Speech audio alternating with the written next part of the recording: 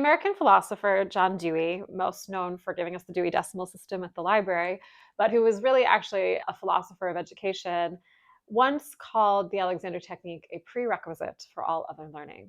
And I love that saying because it really gets at the heart of what the work is about, which is that it is for getting out of one's way to optimize whatever one might be doing in life. And so I tend to focus a lot on Alexander for performers because that's how I came into it. And obviously, for singing, for acting, for dancing, it is incredibly powerful because it gives you more access to your creative prowess, both in a technical way, but also in a creative way. Like you don't walk onto stage and do all of the same blocking that you've always done, and it's not this robotic, disconnected performance.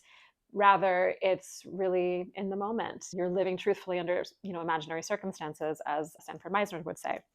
But it's also very applicable for many other things. I think I've mentioned that the national healthcare system in Britain for many years began covering 10 lessons because they found that it was more cost effective to manage chronic back pain or any kind of chronic pain to have 10 Alexander lessons and to basically rewire your nervous system around the habit of how the head neck back relationship is organized than to just be on medication or the other kind of standard Western medical interventions for chronic pain, which really don't tend to actually alleviate the problem, but just treat the issue.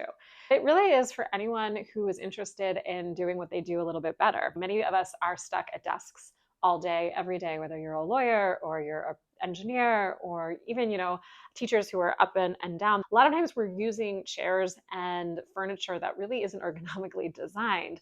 And so it's not the furniture's fault, and we can't necessarily control everything and make all of our life ergonomically ideal. You can have a standing desk, but you're still going to have to sit in a chair at a theater that isn't proportional to what you might need or want. So it's really incumbent on us, if you will, to be able to be as poised for adaptation to the circumstances without creating undue internal or external tension or succumbing to kind of maladapted habits that get in the way of our body, mind, whole self relationship flowing. It's also then really relevant for athletes, right? Because athletes are doing highly coordinated, sophisticated, complex movements under pressure, and the ability to have sort of an internal state of freedom is really, really important. In addition to not causing excess muscle tension or succumbing to physical patterns that limit your ultimate range of mobility or performance.